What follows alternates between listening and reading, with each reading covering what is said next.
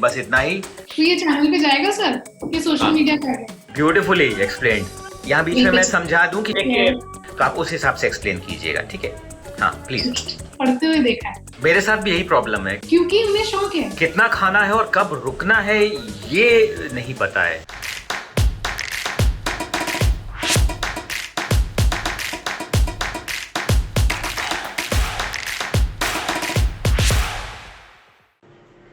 नमस्कार, सोशल सुमित के इस एपिसोड में एक बार फिर से आप सभी का स्वागत है।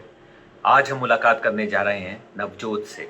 नवजोत के साथ हम लोगों ने पहले भी प्रोग्राम्स किए हैं। सोशल मीडिया पे इनसे मुलाकात हुई थी हमारी टीम की, और इसके बाद हम लोगों ने इनके साथ काफ़ी सारे फिटनेस रिलेटेड प्रोग्राम्स बनाए हैं। और आज जब मेंटल हेल्थ की और फिज़िकल हेल्थ की हम सभी लोगों को बहुत ज़रूरत है, तो मुझे ऐसा लगा कि इनसे हमें दोबारा से बात करनी चाहिए, मुलाकात करनी चाहिए और इनकी बातों से हमें फ़ायदा उठाना चाहिए। तो चलिए हम आज मुलाकात करते हैं नवजोत से।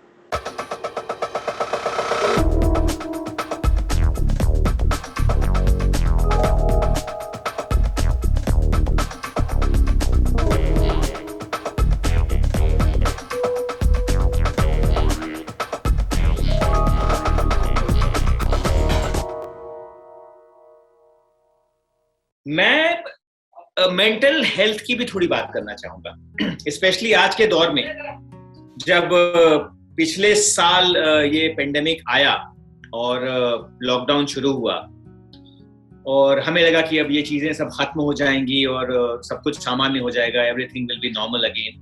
बट अनफॉर्चुनेटली ये सेकेंड वेव आया और हम सब परेशान हो गए। बहुत सारे लोगों ने अपने अपनों को खोया भी इस दौर में, और हर तरफ से बहुत नेगेटिव न्यूज़ आ रही थी, हर तरफ से बहुत ज़्यादा ऐसी इंफॉर्मेशन आ रही थी जो बहुत डिस्टर्बिंग थी। तो मेंटल इम्बैलेंस जो होता है वो कहीं ना कहीं सबका गड़बड़ा गया।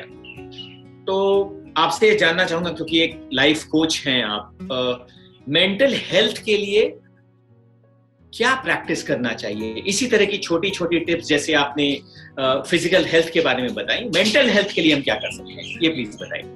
करंटली जो सिचुएशन चल रही है ये एबनॉर्मल है, ये बहुत सदियों से ना हुई थी और बहुत आगे जाकर सदियों तक नहीं होंगी। तो अगर करंटली आप वॉलेटाइल हैं अपने इमोशंस को लेकर, यानी आप बहुत जल्दी गुस्सा कर देते हैं, बहुत जल्दी ठंडे हो जाते हैं, बहुत जल्दी इमोशनली वल्नरेबल हो जाते हैं, तो ये नॉर्मल है। नॉर्मल कहने का मतलब कि ये सबके साथ हो रहा है। अगर आप ये बात मान लें कि सबके साथ ही हो रहा है, तो कहीं ना कहीं दिल में, दिमाग में एक ठहराव आ जाता है कि सामने वाला भी शायद वही एक्सपीरियंस कर रहा है जो मैं एक्सपीरियंस कर रहा हूँ या कर रही हूँ। जब ये सोच बैठ गई दिमाग में कि सामने वाला भी उतना ही परेशान है जितना मैं परेशान हूँ, तो एक कंपैशन की फीलिंग आ जाती है, इक्वालिटी की फीलिंग आ जाती है। वहां पर आपका जो डर है, जो फियर है, वो कहीं ना कहीं पिघलना शुरू हो जाता है। ये सबसे पहला स्टेप। अगर आप स्ट्रेस्ड हैं, अगर आप एंग्री हैं, अगर आप अपसेट हैं, अगर आप इमोशनली वल्नरेबल हैं, बहुत ज्यादा रोने का मन करता है, बहुत ज्यादा परेशान रहते हैं आप, स्ट्रेस से आपका सिर दर्द होता है, बॉडी पर वो एक्सटेंड हो रहा है, घर में जो फैमिली मेंबर्स हैं उनके साथ ज्यादा समय बिताना शुरू करें और दिल की बातें बोलना शुरू करें। ये ना सोचें कि कहीं वो मुझे जज ना करें, कहीं वो ये ना सोचे कि मैं स्ट्रांग नहीं हूँ, कहीं उन्हें ये ना लगे कि ये तो बहुत ही बच्चों वाली बात है। कोई इमोशन बच्चों वाला इमोशन नहीं होता। इनफैक्ट बच्चों के इमोशन सबसे ऑथेंटिक होते हैं, सबसे प्योर होते हैं। तो दूसरी चीज, पहली चीज कि हमें ये मानना है कि सब एक्सपीरियंस कर रहे हैं, तो वहाँ एक कंपैशन आ जाता है, एक फीलिंग जो स्ट्रांग थी अगेंस्ट द करंट सिचुएशन की स्ट्रेस है, गुस्सा है, वो सब थोड़ा सा कम हो जाता है क्योंकि सब एक्सपीरियंस कर रहे हैं। दूसरी चीज, एक्सप्रेस योर इमोशंस। अपनी भावनाओं को, जो आपके अपने हैं, जिनसे आप प्यार करते हैं, जो आपसे प्यार करते हैं, उनसे जरूर एक्सप्रेस करें, कनेक्टेड रहें, बात करते रहें। तीसरी चीज, अगर फिर भी स्ट्रेस हो रहा है, जर्नलिंग, लिखना, डायरी मेंटेन करना। मैं पर्सनली इतना ज्यादा इम्पोर्टेंस देती हूँ इस चीज को जिससे आप अपनी जिंदगी सच में बदल सकते हैं। अगर आप अपने इमोशंस को सिर्फ निकाल के लिख दे, वो इमोशन की स्ट्रेंथ खत्म हो जाती है। जैसे ही वो शरीर से बाहर गया, आपने लिखा, कुछ भी हो, मैं कुछ भी लिखती हूँ, मैं पर्सनली बता रही हूँ, जब इमोशनली मैं डाउन हूँ, मुझे सोल्यूशन नहीं मिल रहा है, चीजें मेरे हाथ से बाहर हैं, मैं सिर्फ लिखती हूँ। और कई बार मैं सिर्फ लिखने के बाद जब उसे दोबारा पढ़ती हूँ, मुझे लगता है ये इतनी बड़ी बात नहीं थी। और 90% ऑफ द टाइम्स ऐसा होता है। जब आप अपना लिखा हुआ दिमाग का जो वो गुबार है, जो वो क्लाउड है, जब उसे आप निकाल कर एक पेपर पर डालते हैं, ज्यादातर आप क्या करेंगे, आप उस पेपर को निकालेंगे, फाड़ कर फेंक देंगे। इतनी बड़ी बात थोड़ी है, ये तो मैं संभाल सकता हूँ। तीसरी चीज ये। चौथी चीज, मेडिटेशन बहुत बड़ा स्तंभ है। इसको काफी लोग बहुत तरीके से देखते हैं, लेकिन सबके लिए मेडिटेशन का डिफरेंट मीनिंग है। ये बात मान लें कि सबका पर्पस मेडिटेट करने का अलग है, सबका तरीका मेडिटेट करने का अलग है। आपको ये समझना है कि मेडिटेशन आपके लिए क्या है और आप क्यों कर रहे हैं।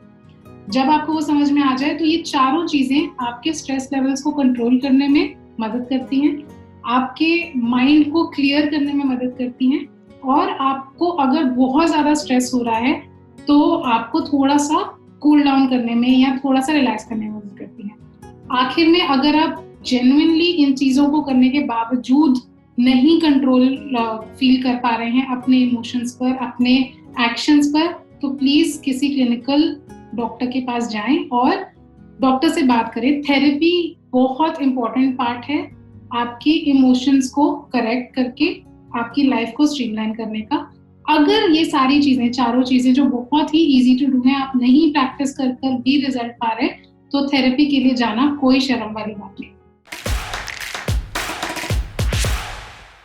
आपने अपनी जिंदगी की कहानी बताई कि कैसे ट्रांसफॉर्म हुई आप, और उससे बहुत लोगों को इंस्पिरेशन मिला, आई एम श्योर। आपने भी कभी कोई एक ऐसी कहानी सुनी होगी या देखी होगी जिसने आपको इंस्पायर किया होगा। अगर ऐसी कोई कहानी है आपके जहन में, किसी एक व्यक्ति विशेष की कहानी है या किसी एक क्लाइंट की कहानी है जिससे आप इमोशनली अटैच हुई, उसकी प्रॉब्लम से, उसके इमोशन से, और उस पर्सन ने खुद को ट्रांसफॉर्म किया, ऐसा कोई भी एक ऐसा इंसिडेंट, कोई एक ऐसा वाकया हमें बताएं, सो दैट कि we can also get inspired, you know, please. मेरे सारे क्लाइंट स्पेशल हैं। मैं किसी एक की कहानी उठाकर यहाँ पर बताऊंगी तो बाकियों के साथ इनजस्टिस करूंगी, और पर्सनली सबकी अपनी बैटल्स हैं, सबकी अलग कहानी है। तो मैं हर एक की कहानी से इंस्पायर होती हूँ, उनकी सिचुएशन से इंस्पायर होती हूँ। लेकिन आई थिंक ये बहुत क्लीशे साउंड करेगा, लेकिन आई थिंक जो मुझे सबसे बड़ा इंस्पिरेशन आज तक मिलता है वो मुझे अपने डैड की कहानी से मिलता है, मेरे फादर की कहानी से। और मुझे ये लगता है कि चेंज लाइफ में बाहर बाद में दिखता है, अंदर पहले होता है। तो अगर अंदर के चेंज को आप पहचान लें, किसी के भी अंदरूनी चेंज को होते हुए आप देखें और आप उसे पहचान कर उसको इज्जत दें, तो बाहर का ऑटोमेटिक है, वो होगा ही होगा। अगर अंदर का हो रहा है तो बाहर का तो कोई रोक ही नहीं सकता। मेरे डैड की कहानी बहुत ही कहीं ना कहीं मुझे लगता है कि कनेक्टेड, बहुत लोगों के साथ कनेक्टेड भी है, लेकिन उनकी जो विल पावर है उसे शायद मुझे लगता है बहुत कम लोग कंपेयर कर पाते हैं। उन्होंने स्टार्ट किया विद नथिंग। मेरे ग्रैंडफादर पैरालाइज्ड थे जब मेरी मॉम आई मैरी करके डैड को, तो एंड देन मैं और मेरे भाई ट्विंस हैं, तो हम भी हुए, और बहुत अच्छा फाइनेंशियल सिचुएशन, कंफर्टेबल सिचुएशन नहीं था। I will say he is into mechanical engineering. वो मशीन्स डेवलप करते हैं, पुर्जे मिलाकर बनाकर, सब मतलब zero to creating a plant, machines का प्लांट। तो बहुत फिजिकली एक्सर्टिंग काम है जिसमें टेक्निकलिटी बहुत एक्सट्रीम है और बहुत ज्यादा शारीरिक मेहनत है। साथ ही एक फादर जो बेड रिडन है, पैरालाइज्ड हैं, एक नई नवेली वाइफ जिनके साथ अब उनके 2 ट्विन्स हैं, और घर चलाना है। यहाँ से कहानी शुरू हुई। एंड्स मीट करते थे, कोई व्हीकल नहीं था, बसेस पर ऋषिकेश काशी तक जाते थे, काम करते थे। कट टू टुडे मेरा भाई पायलट है, उसने डिफेंस में सर्व किया है, सीनियर कैप्टन है, प्लेन उड़ाता है। हमारे 2 अपने घर हैं, अपना खुद का फैक्ट्री है, गोडाउन है। मैं बहुत अच्छे से एजुकेटेड हूँ और जो भी हमारे पास है वो प्योर इंटेंशन ग्रोथ है, क्योंकि एक इंसान ने सोचा कि जहां मैं हूं मैं वहां नहीं रहूंगा, मैं आगे की जनरेशन को नहीं दूंगा। ये सुनने में बहुत ही आसान भी लग सकता है या बहुत एक क्लीशे स्टोरी लग सकती है कि बहुत लोगों ने किया है, मैं मानती हूँ, लेकिन मैंने ये होते हुए देखा है।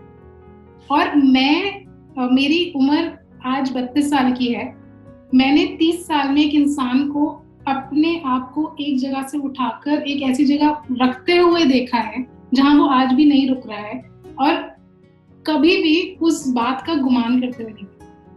सिर्फ और सिर्फ सिर नीचे कर भगवान के आगे हाथ जोड़कर रोज प्रे कर वो करते चले गए, हर रोज करते चले गए, जो अपॉर्चुनिटी आई उसे लेते चले गए और एथिकली हमेशा मेहनत के ऊपर अपना सारा वजन डालना और जहां मौका मिला दूसरों के लिए भी किया। ऐसा नहीं कि सिर्फ अपने ऊपर फोकस था। आज की डेट में सोसाइटी में हम लोग रामगढ़िया हैं, सरदार रामगढ़िया एक सब कास्ट है, उसमें मेरे डैड काफी अच्छे से कनेक्टेड हैं, लोग जानते हैं उनको उनके नाम से।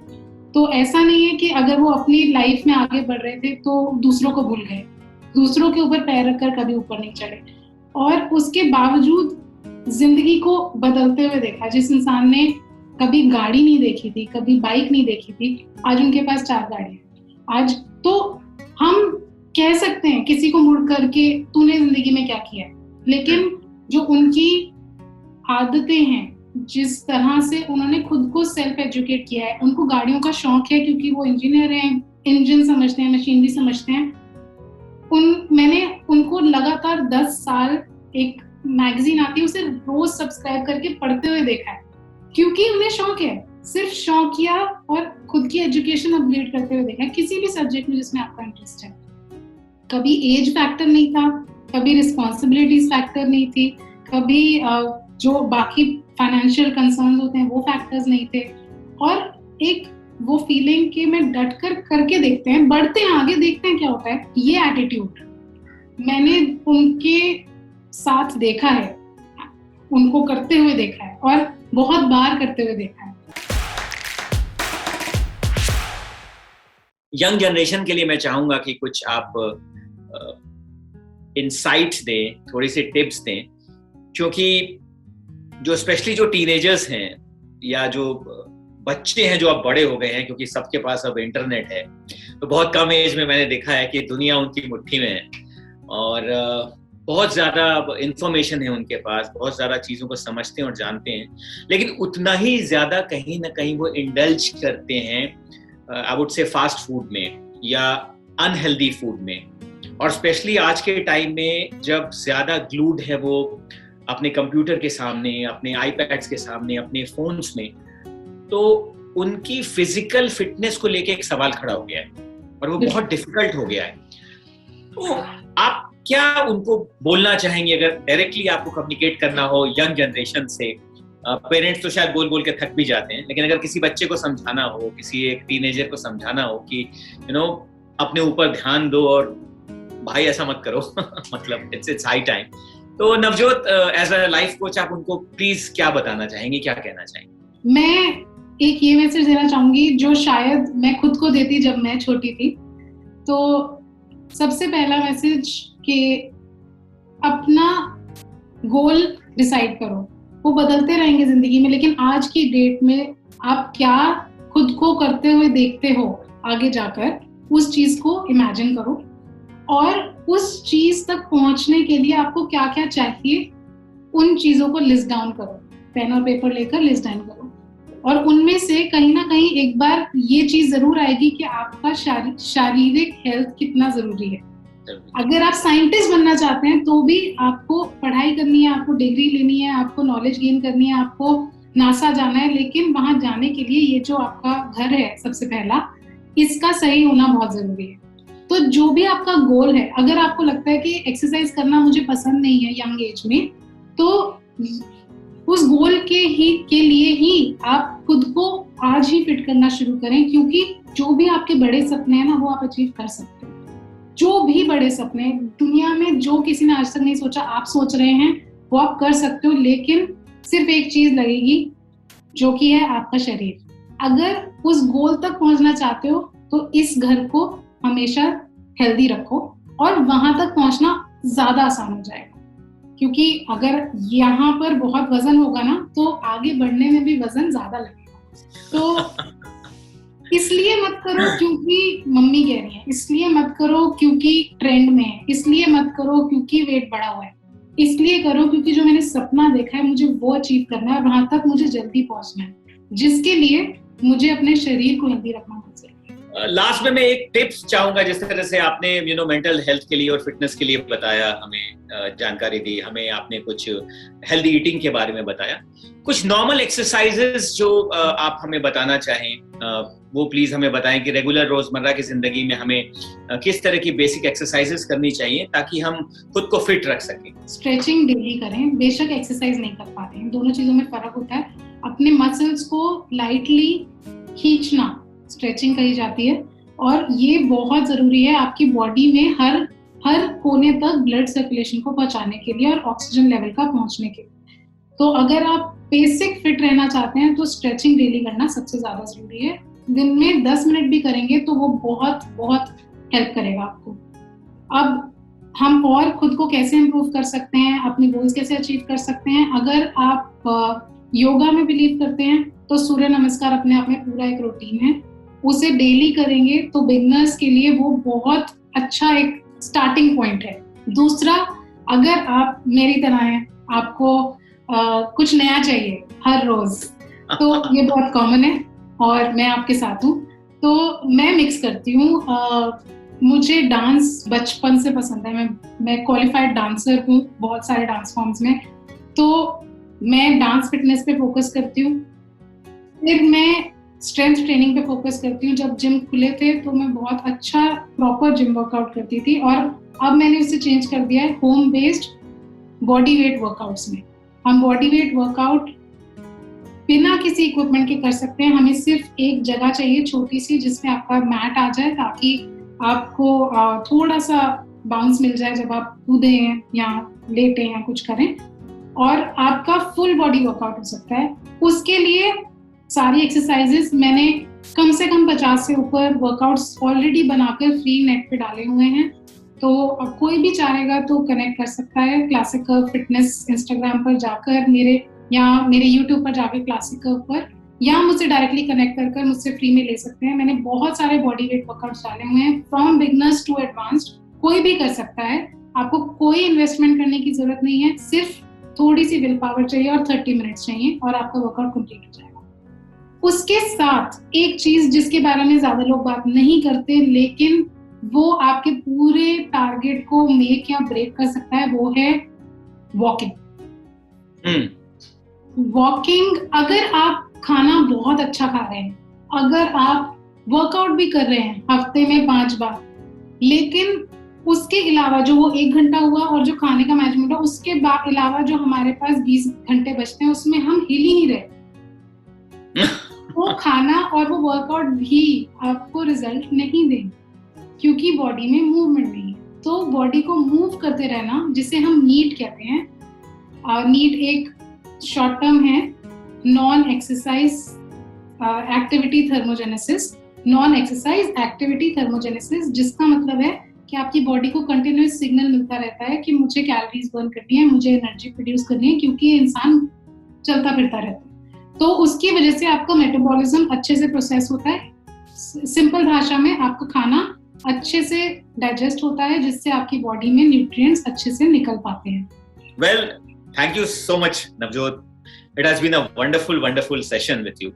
मजा आया, बहुत कहानियां सुनी, बहुत इंस्पायर्ड हुए, और छोटे छोटे गोल सेट्स करने और सपने देखने और जज्बा और जुनून रखना और चीज़ों को अचीव करना।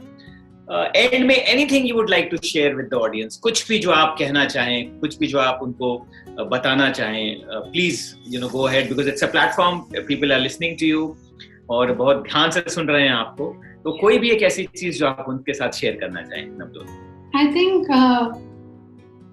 Mastering our mind is the key to success, और ये अच्छे से अच्छे विद्वान इंसान को बहुत मेहनत के बाद समझ में आता है। तो ये थी नवजोत, और मुझे उम्मीद है कि आप लोगों को बहुत कुछ सीखने को और समझने को मिला होगा।